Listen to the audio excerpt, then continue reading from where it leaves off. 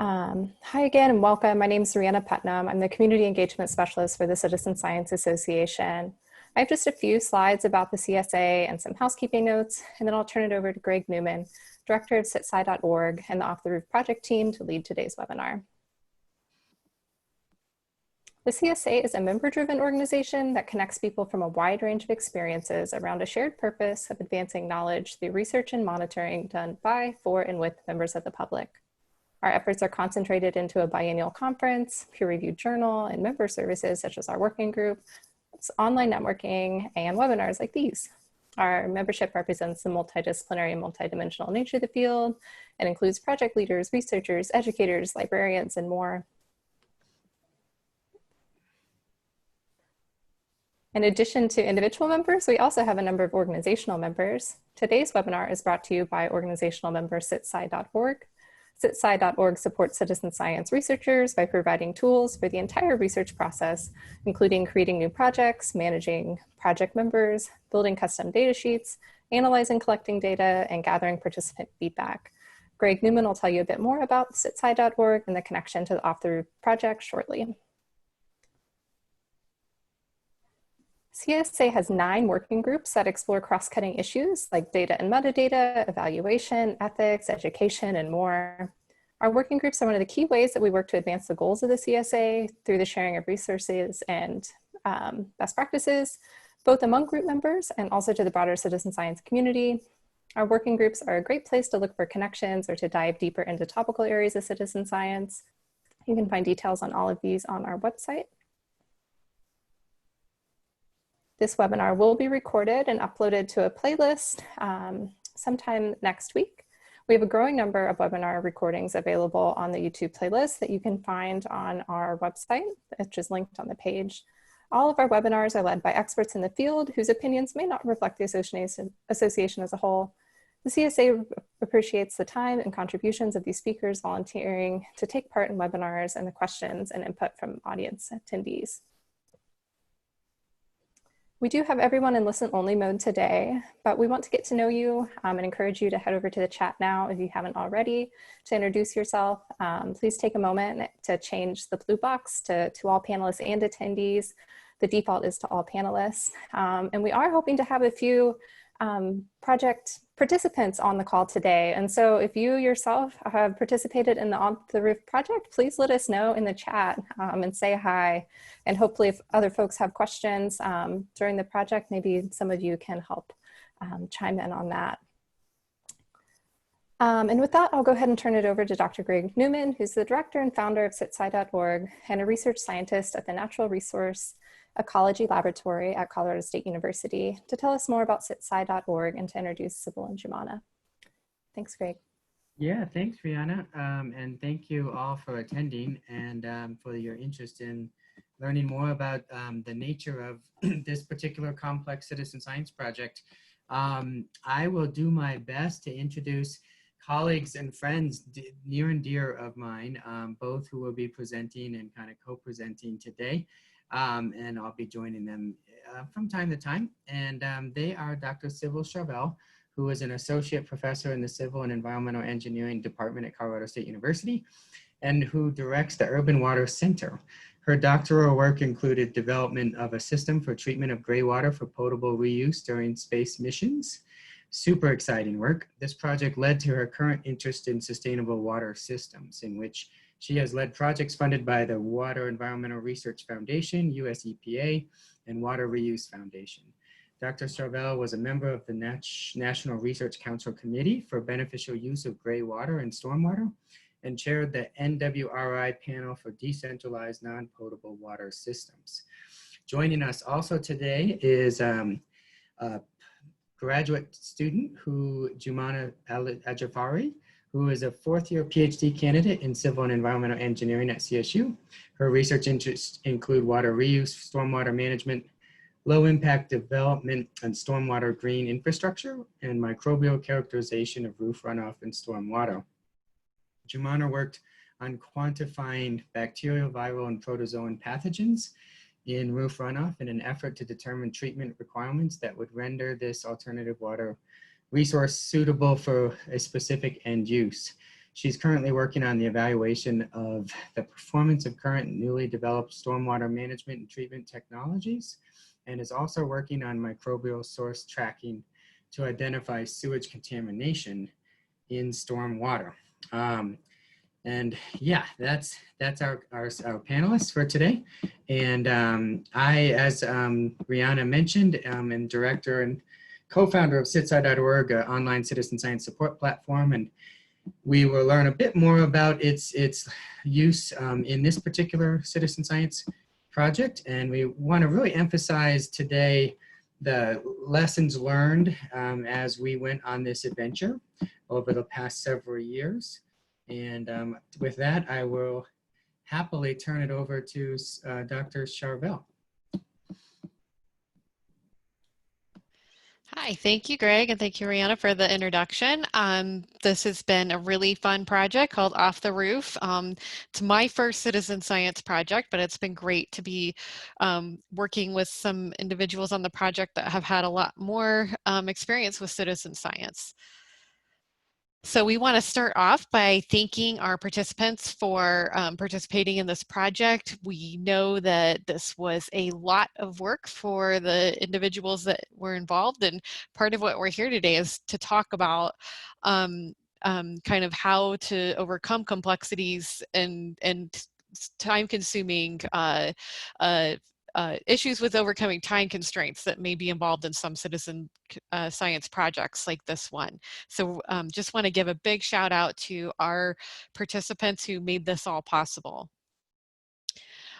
This was also a very collaborative project. It was funded by National Science Foundation, but we had several collaborating universities: Florida International University, Arizona, University of Baltimore, Maryland. US EPA provided a lot of contributions in analyzing microbial quality of the collected samples, so they were also really key in this effort. And Greg's help with citsi.org has also been really instrumental. So just want to acknowledge up front all of these partners that have been really crucial to making this project happen. So what we'll do today, we really want to, as Greg mentioned, focus on overcoming some of the barriers that we met with this rather complex citizen science project. But in order to do that, we do need to tell you a little bit about our approach and explain what the results were, and provide some background on the project. And we'll identify challenges and then also talk about what were some of the enabling factors that helped us to overcome those. Okay, so the impetus for this project was really around determining how we can make use of roof runoff as a water source. And roof runoff is the water that's collected off of a roof, generally fairly high in quality compared to stormwater that may be collected in larger urban areas that include streets and parking lots and things of that sort. So we're dealing with a source water that's fairly high in quality, but it hadn't been characterized very well. And this particular source water roof runoff, people have interest to use it to irrigate, to flush toilets. Some people even have interest to treat it all the way to drinking quality water.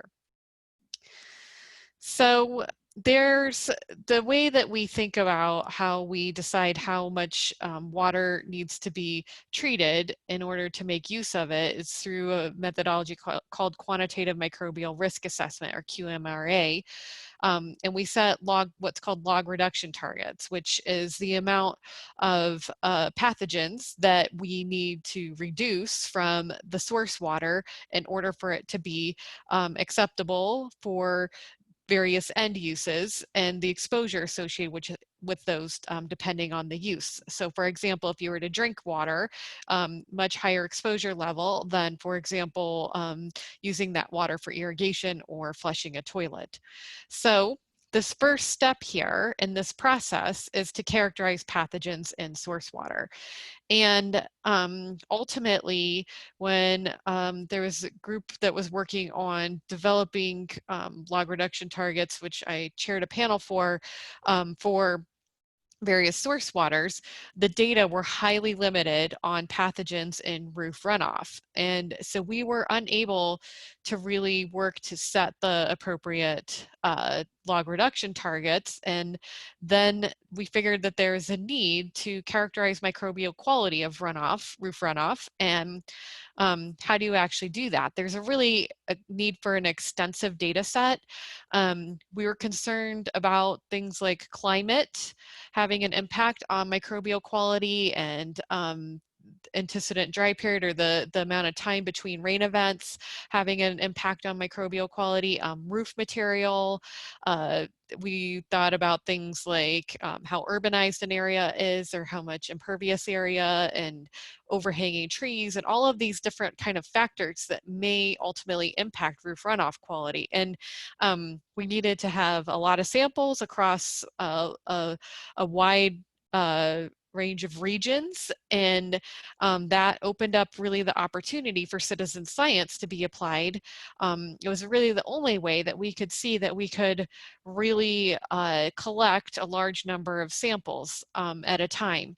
So what this really, the implementation or the addition of citizen science to the project enabled us to have a large number of samples to be collected from dispersed locations, since our citizen participants were the ones collecting the samples in roof barrels and collecting those for us. If we had someone that had to drive around to collect every single sample, we'd be very limited in where and how we can do that. And it also engages the public to become educated on use of non-traditional water sources and the benefits and risks of doing that. So this just seemed like really the only way to make this project happen was to have a citizen science component. So the objective of the project was to engage citizens in roof sampling, to inform the public on use of alternative water sources, while also collecting this much needed data on microbial water quality to better inform treatment targets for roof runoff for various end uses. So ultimately, like I said, there was a group of us that through a Water Research Foundation project were able to set treatment targets for various source water end use combinations, and we were unable to do that for roof runoff because of the limited data.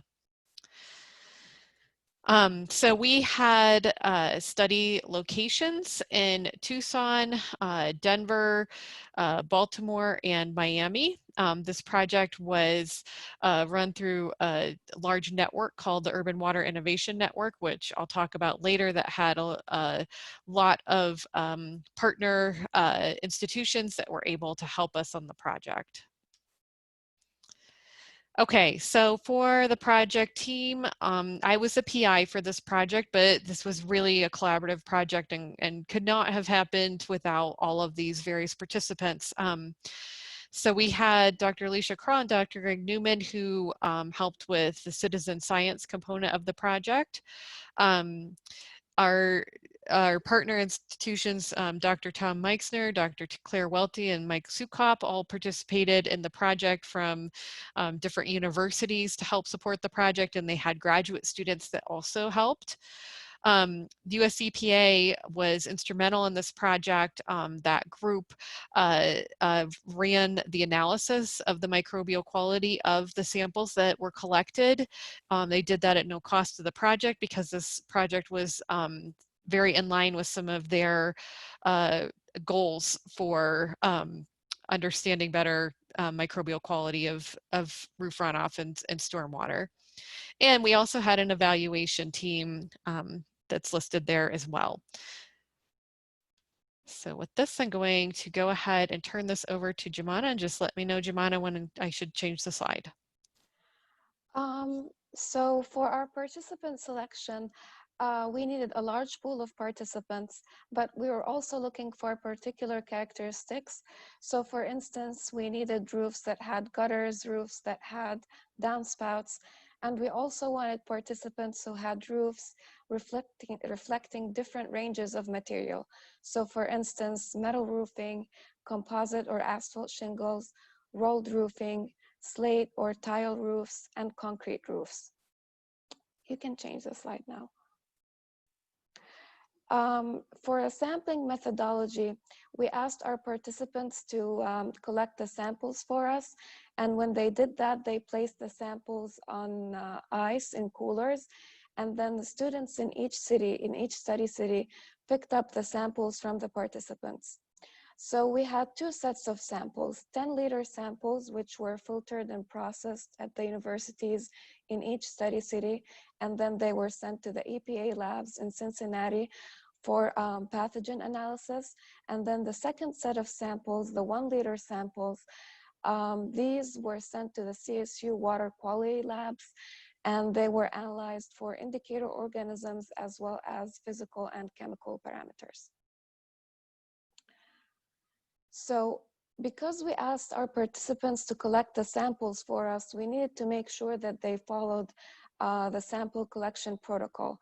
And citsci.org enabled us to do that through the web page, which had different questions that made it possible for us to verify the sample collection protocol. So we asked the participants, for instance, if they emptied their barrels and rinsed them before each sample collection. We also asked them if they wore gloves during the sample collection process. And we asked them if they used a stirrer to mix the contents of each barrel before sample collection. Another question that we asked of them is whether they filled half of each bottle from each barrel. So these were examples of the quality control questions that we asked. We also provided our participants with rain gauges, and we asked them to record on the citsci.org page the rainfall depth. We asked them to record the collected volume of rainwater, and we asked them to record their observations prior to each sample collection event. So for instance, we asked them if they had overhanging trees over the roof. We asked them if they saw animal droppings, if they noticed wildlife, and if they saw dirt and dust or scattered leaves on the roofs. For our study results, we found pathogens in the roof runoff at different detection frequencies. So Salmonella species was found in almost 10% of the samples. Campylobacter was found in 2.5% of the samples, and Giardia species was found in 5% of the samples. This figure that you see on the left shows the concentration of these pathogens, and the darker the red color, the higher the concentration of the pathogen. So as you can see for Salmonella, the highest concentrations were observed in Miami. So as I said, potentially human infectious pathogens were found in roof runoff, but the concentrations at which these pathogens were found were not really that different from the concentrations that they are typically present in surface water sources. And we also tried to look at factors to predict the chemical and microbial quality of roof runoff, but we could not identify these factors. However, we looked at factors and parameters like roof material, the antecedent dry period, which means the dry period before a precipitation event, and the impervious area surrounding each sampling location. Now, this data that we got, the pathogen detection frequency and the pathogen concentration, will help us determine the treatment target for various end uses. So if we want to use the roof runoff for toilet flushing, irrigation, or potable end use, these data will help us determine how much the pathogens needs to be reduced for us to be able to use roof runoff for these various end uses.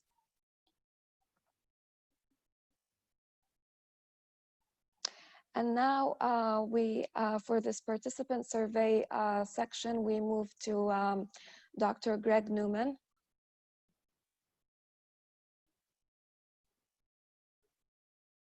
Greg, are you with us?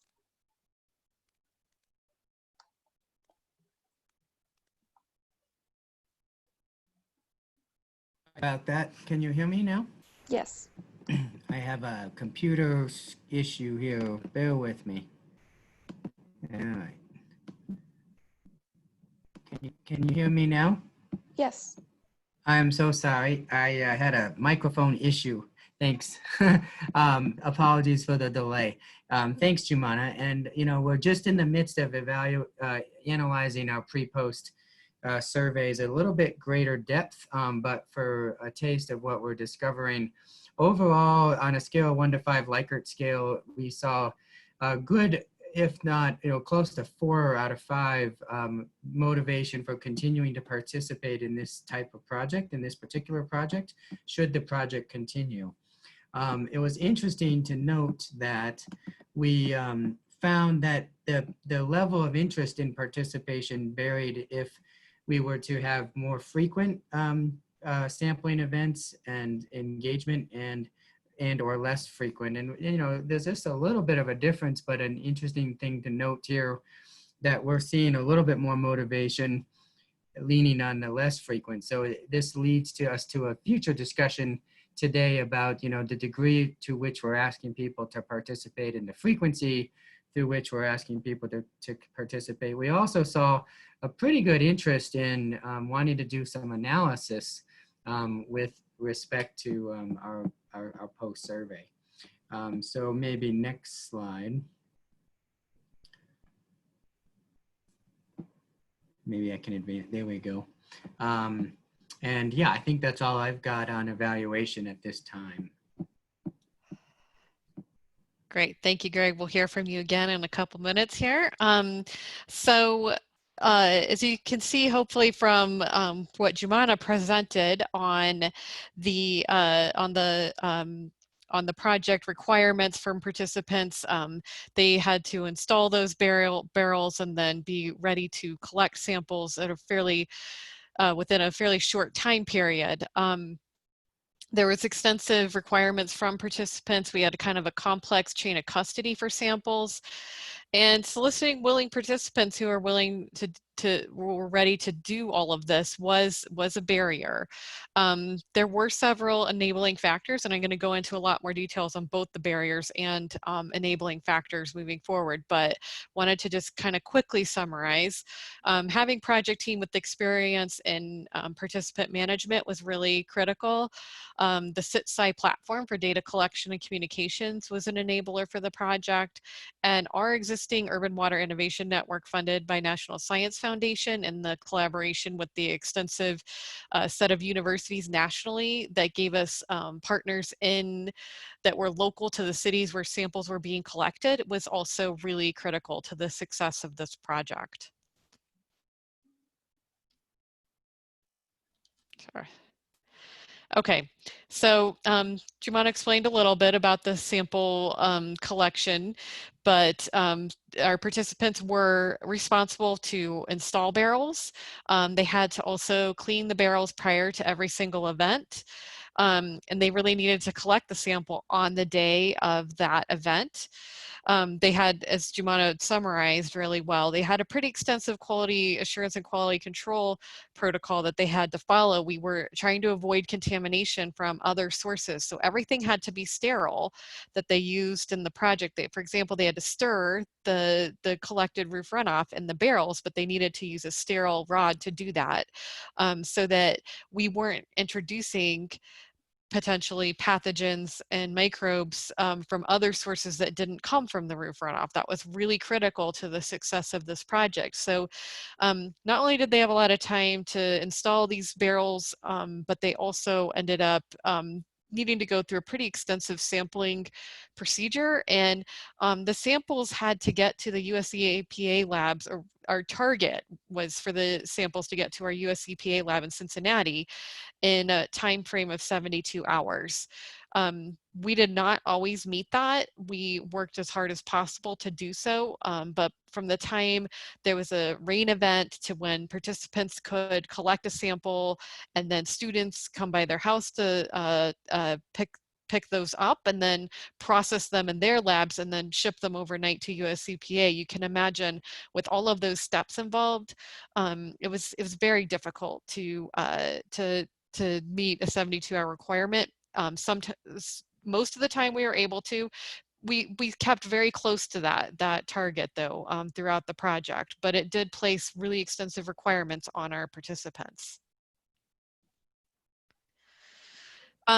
So to overcome some of these things, we developed extensive protocols. We did a protocol for homeowners to install barrels at their homes, and we had lots of pictures and instructions for them. We even developed videos.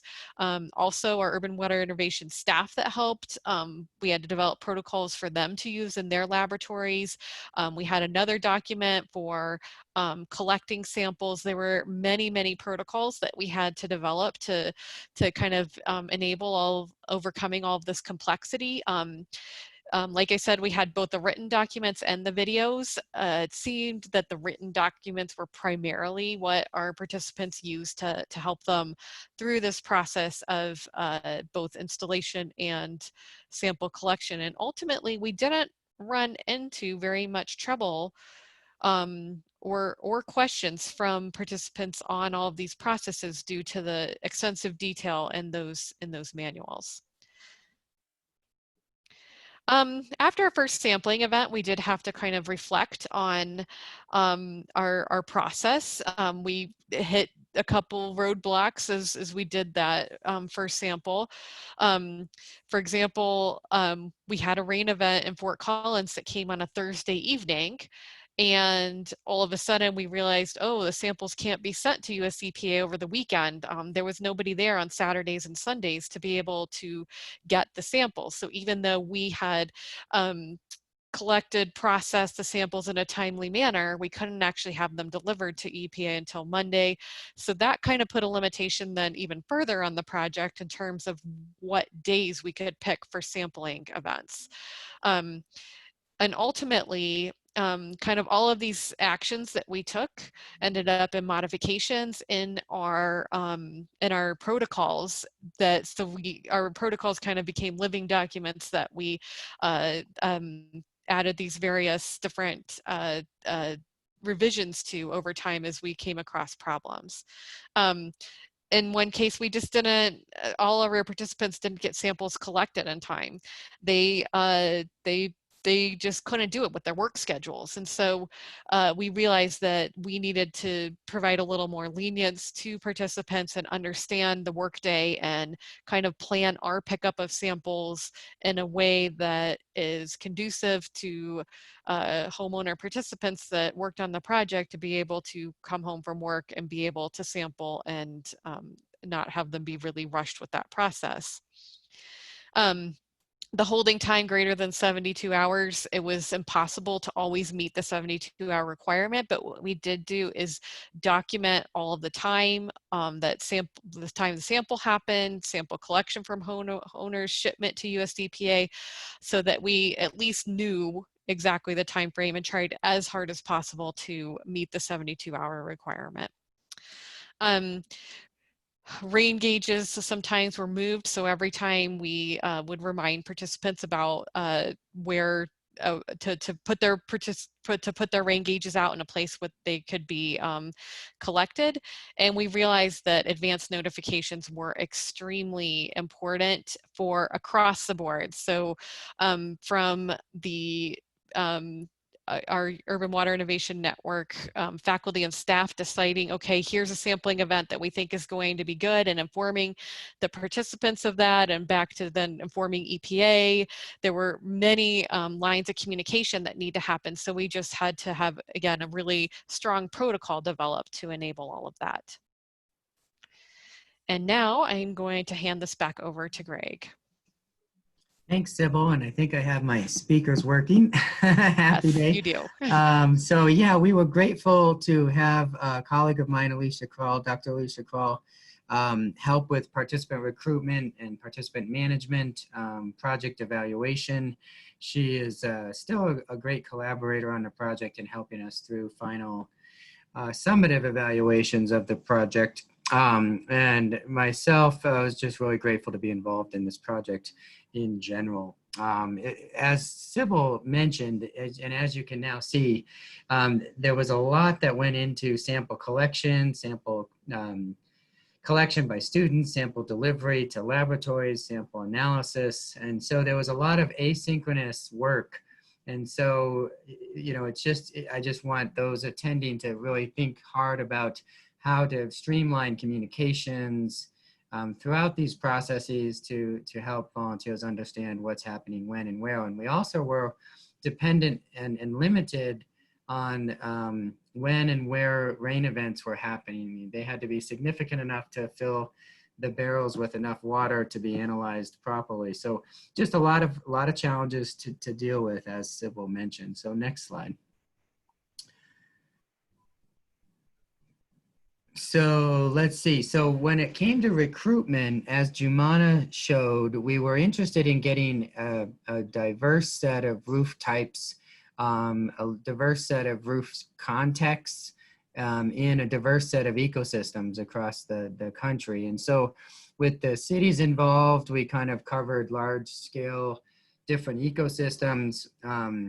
But when it came to recruitment, unlike many where we just want everyone and anyone to participate in more of a crowdsourced citizen science context, we didn't quite have that situation. Although we'd love to have millions helping us get millions of samples, the logistics were rather tricky, and we wanted to ensure the different roof types were covered. So what we did is a broad brush sweep using a very, very valuable tool for SciStarter affiliates. So citsci.org is a SciStarter affiliate.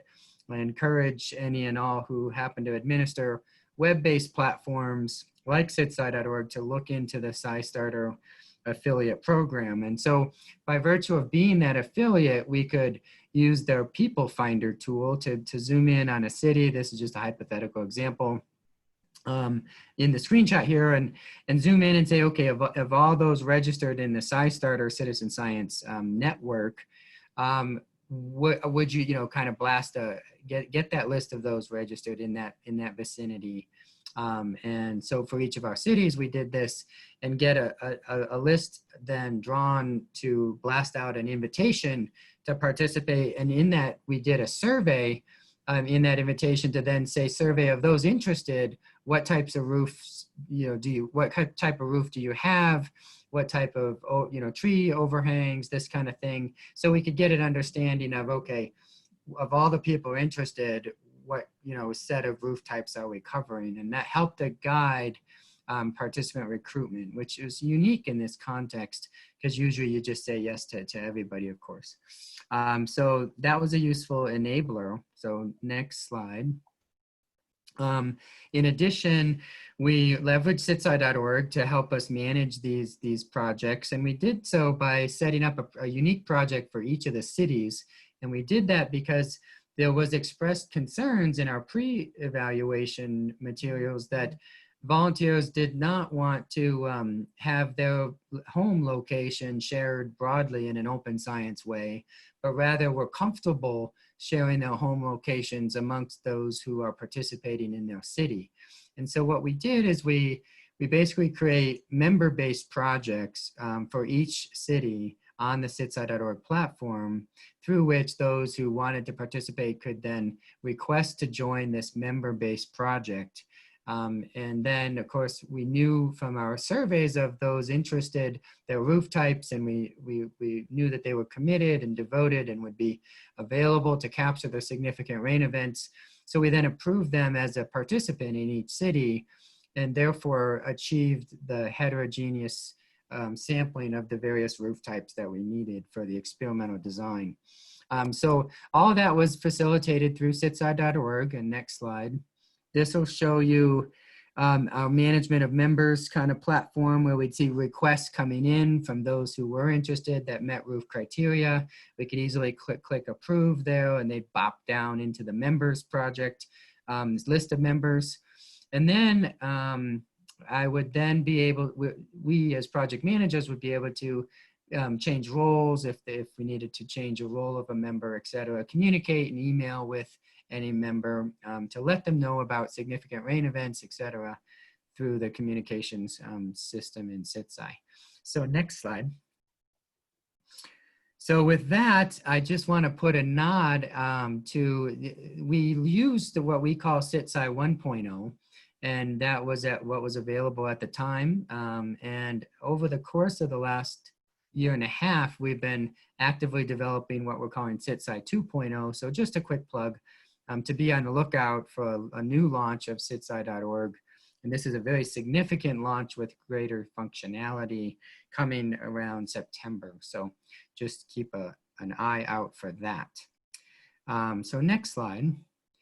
And as it has been mentioned many times, it's not just about a tool like scistarter.org or citsci.org or what have you, but it's about people and it's about networks. And so with that, I'll turn it back over to Sybil to talk about the Urban Water Innovation Network a bit more and how instrumental this network was for this citizen science project.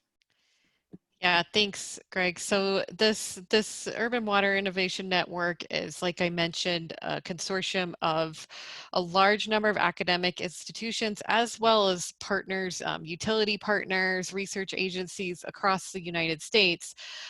This is a large project that's funded by National Science Foundation, and we were really able to leverage the ongoing research and partnerships and relationships that we had through that network to enable this project. Ultimately, the project had, it seemed like a decent budget, but when you start talking about all the shipping of samples and purchasing of all of these rain barrels and things for each of these, we really were somewhat resource limited, and we had this other ongoing research effort and network that really enabled us to do this, because students were working on similar projects and could justify their time in this way of kind of supporting this project as well. So that was a real enabler for this project. It would have been very difficult to make this happen in the absence of having that network. In particular, the faculty that were involved there, so University of Maryland, Dr. Claire Welty, Florida International University, Mike Sukop, and oops, that says University of Florida, that should be University of Arizona, my apologies, Dr. Tom Meixner. These faculty all engaged their students to support this project, and I know spent a lot of their own in-kind time and kind of contributed some student time as well. So it would have been very difficult to do without some of the willing time of these individuals that were all part of our Urban Water Innovation Network. So kind of in summary, Off the Roof was successfully carried out, which was a tremendous success since it was rather a complex project. We were successfully able to solicit volunteers and have them successfully collect samples and get those samples analyzed at the various labs throughout the country. The complexity did ultimately limit the capacity to include a large number of participants. I think we had about 7 in each of our study locations. So we had the 4 study cities and 7 participants in each. In thinking through this, I don't really know if we could process more than that at any given time due to all the time constraints with processing samples. It would be really difficult to grow this, and we'd have to think about ways where we could maybe stage timing of sampling events if we wanted to expand it further. Some enabling factors, the project team with experience in participant management was really key, particularly for me, not having engaged before in a citizen science project. I think it was Alan Berkowitz, Dr. Alan Berkowitz with our UWIN team, when I talked to him about this project, that said, well, Sybil, you think you really should get some people that have experience with citizen science and participant management engaged here. And I had no idea what I was getting myself into. I would have probably thought that we could do a lot more households and I really underestimated the time needed for engaging with our participants. So really key for me having the lack of experience in citizen science to have those project team members. The CITSI platform really helped us, and the existing UWIN network, which provided us with local partners that could go to these participants' households if they had an issue, or could serve as local liaison if they had questions about their system. Having that network there that provided the resource and the existing relationships to enable this was really key. And I don't think we could have made this happen without having local partners that could step in and help with various things. So with that, I think that we can go ahead and take some questions. Great. Thank you all so much for presenting and sharing about your project. Really fascinating and great to hear about all the details of that. We had a few questions from the audience come up. There was a couple that were interested in learning a bit more about how you selected the cities, and if you collected any information about the policies that the cities and states regulate for or don't for runoff reuse. Yeah, so what we really worked to do was to, we really wanted to cover some diverse samples, diverse sampling locations in terms of geography and climate. So if you, let me just go back actually to our map with including Miami, Baltimore, we say Denver, but it was really Fort Collins and then Tucson. In the study, we were able to cover really different climatic conditions through that. So that was a big part of the driver, but we did work to select only cities where we had UWIN institutions as well. So it helped that these particular cities had UWIN, were connected with these with the Urban Water Innovation Network. But I mean, ultimately, with the number of institutions that we had to pick from, we were able to be pretty selective about these cities and get the regions that we wanted, and also within our network, identify the faculty that had willingness and desire to participate in this particular project. So there were both of those factors, really. We had to have the partner institution locally, as well as we wanted to cover these kind of diverse geographies. Now, as far as what the standards are in these various places, like for example, we're pretty strict here in Colorado with respect to homeowners being able to use roof runoff. I can't remember if, I think yes, people can install up to 2 barrels at their homes and make use of that water for irrigation. Other places, they're much less strict about the use. In fact, in Tucson, use of roof runoff is quite encouraged. So there's kind of varying different regulations across the different study areas that we selected. That's great, thank you. And I think Greg answered this question, but Peter had a question about, did participants get to see the data on a map?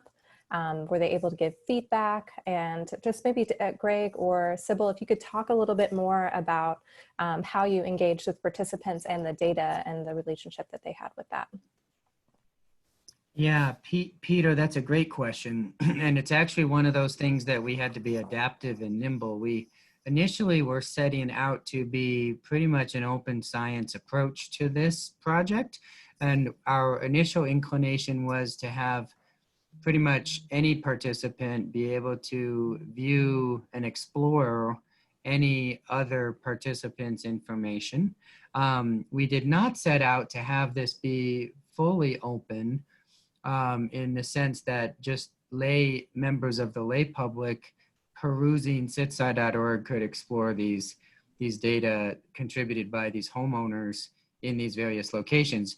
once we started deploying the project and people got a feel for how the governance of this project was structured. So CITSA.org offers many governance structures, from completely open, anyone can look at anybody's data anywhere, you know, whether you're logged in, registered or not, to much more member-based and locked down. So there's public data and private data, and there's also open membership and closed or member-based membership. And so there's two axes of governance, governance of who can participate and governance of who can see, visualize, and explore and access data.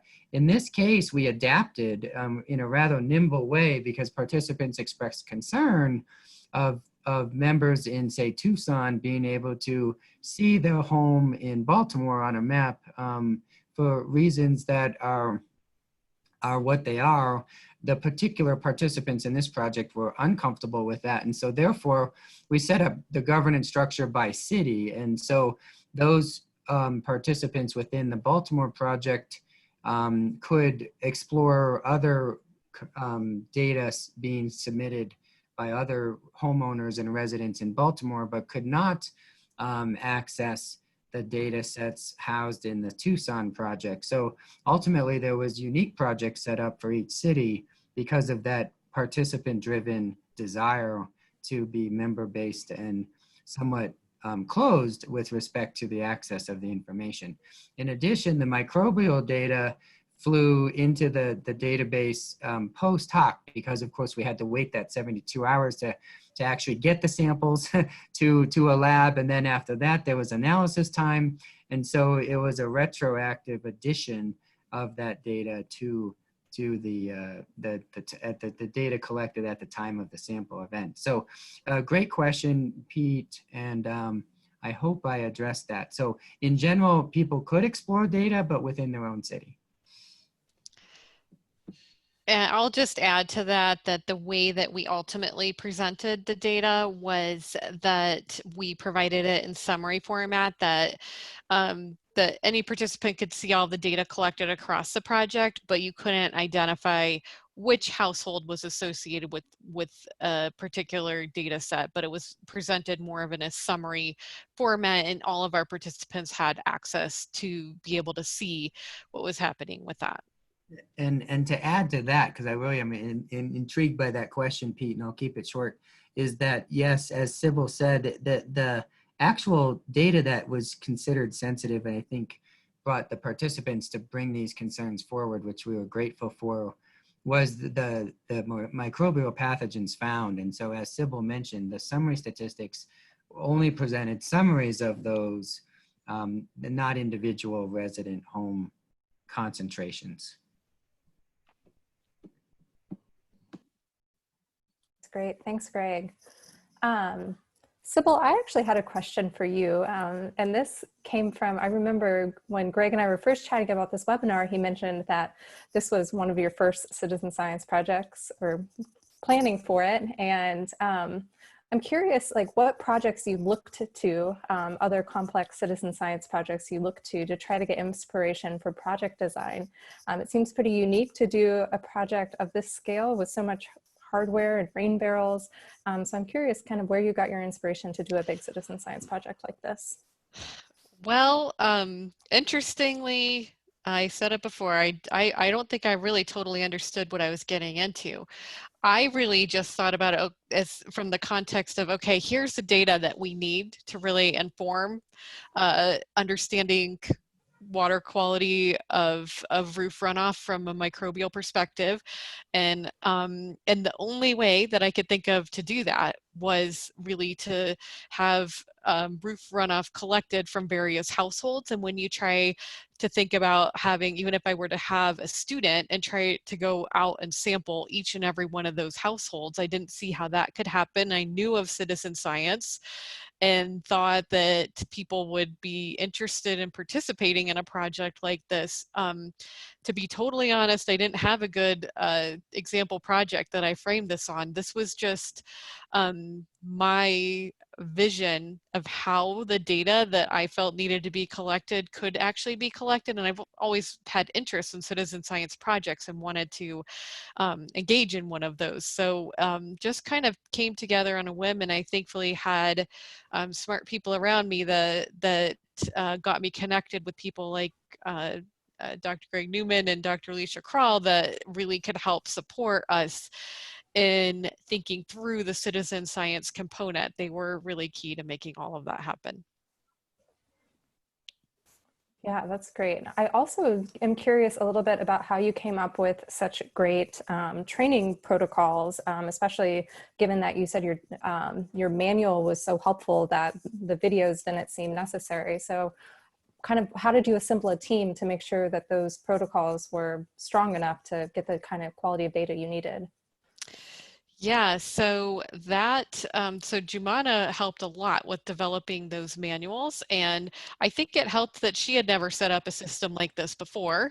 So she was able to kind of step through the process, and we had another student engaged that had set up these systems before that kind of helped us. But Jumana was really the one that kind of documented these out, but then we had a lot of review on those from Alicia and Greg to kind of help make sure that they were very accessible.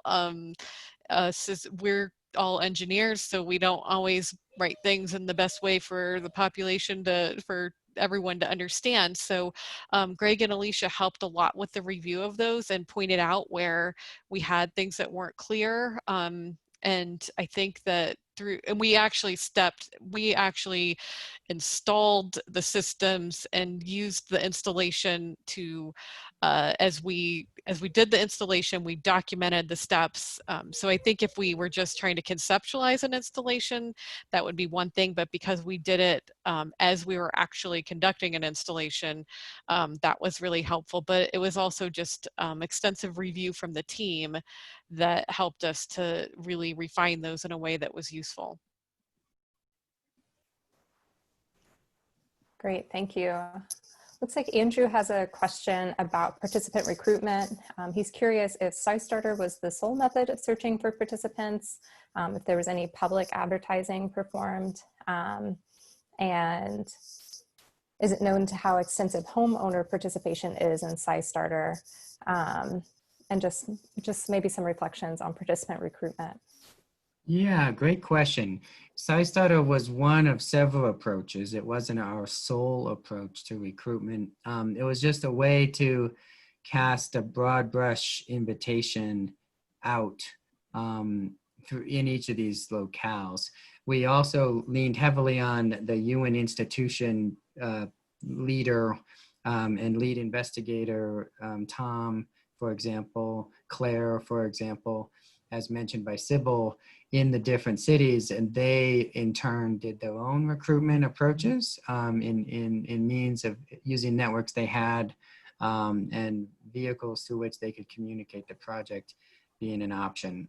So for example, nature centers, master naturalists, networks, etc., could have been employed by each of these PIs in these institutions at these locals. So that gets to Sybil's point about having this local boots on the ground person at each of these places to really help us.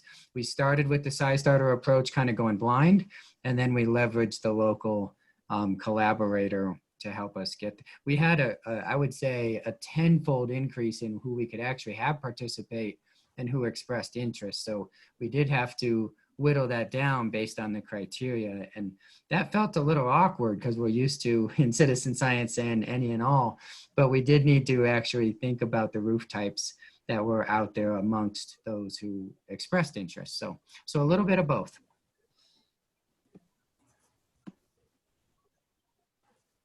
Great, thanks, Greg. George just has a quick technical question about how you determine the source of bacteria. So let me see, let's go here. We actually and by source, I'm interpreting that what's meant there is actually whether it's human source or animal source. We actually measured various species of bacteria, so Salmonella, Campylobacter, and then this is Giardia and Cryptosporidium on the far right here. So we actually used quantitative microbial methods, molecular analysis tools, measuring using genetic makeup from RNA, DNA, and so on and so forth to process these samples and identify the specific species here. These are all species that would originate from animal sources.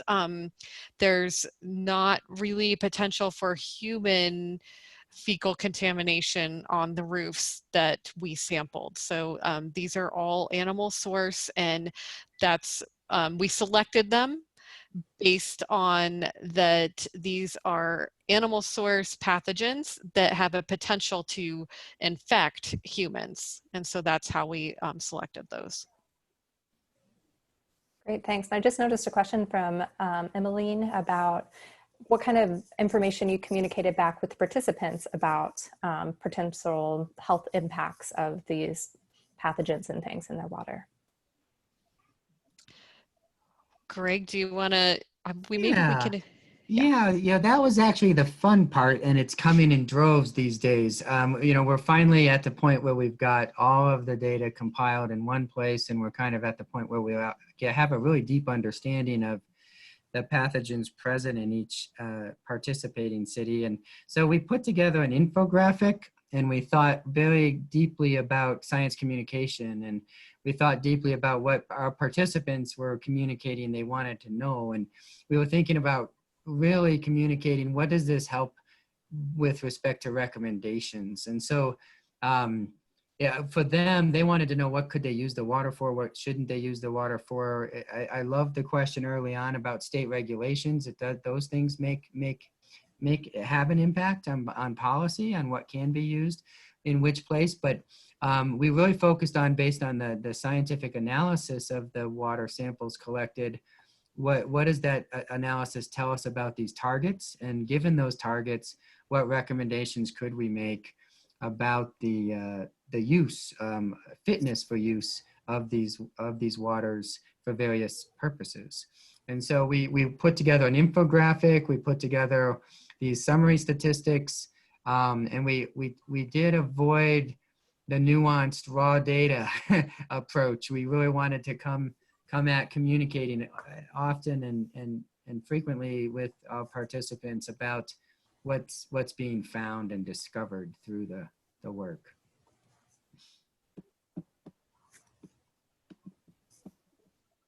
So Great. Yeah, I was trying to find that infographic and share it, but I do think it went out with the advertisement for this webinar. I think that was a really effective way to kind of communicate the final data. The participants also got a very detailed report of the findings. However, I think they probably looked more toward this infographic that was created. And one thing just to comment on that I forgot to mention, and I'm thinking about it in hindsight, it's a key piece is all participants got to keep their rain barrels. And so, you know, there's just thinking about motivation, you know, there's an interest in these sorts of gray water collection systems. And so that was a motivator. Sybil, do you want to talk about that from your perspective? Yeah, and I don't know, Craig, if we have a question that asks them if they're still making use of that, but I do think that we certainly had excitement from the participants up front that they would be able to keep those rain barrels, and that they also got support from our team in setting them up with the instructions and all of that. So I think that was a really exciting part for the participants, was to be able to have this barrel over the long term, that they could make these barrels that they could make use of. That's great. So we are almost at the top of the hour. And so if any of our panelists has kind of any final thoughts to share, welcome that now. You know, I don't have much. I'd love to hear from Jumana just to think about the graduate student experience. This was Sybil's first foray into citizen science, and Jumana, I believe yours as well. So I'm curious your perspective. It was a great experience. I got to learn new things that engineers don't usually do. For example, the microbial analysis. And I also got to deal with our participants. That's certainly, I mean, we're used to just working in our offices or our labs. We rarely get to communicate with people, so that was a great aspect to it too.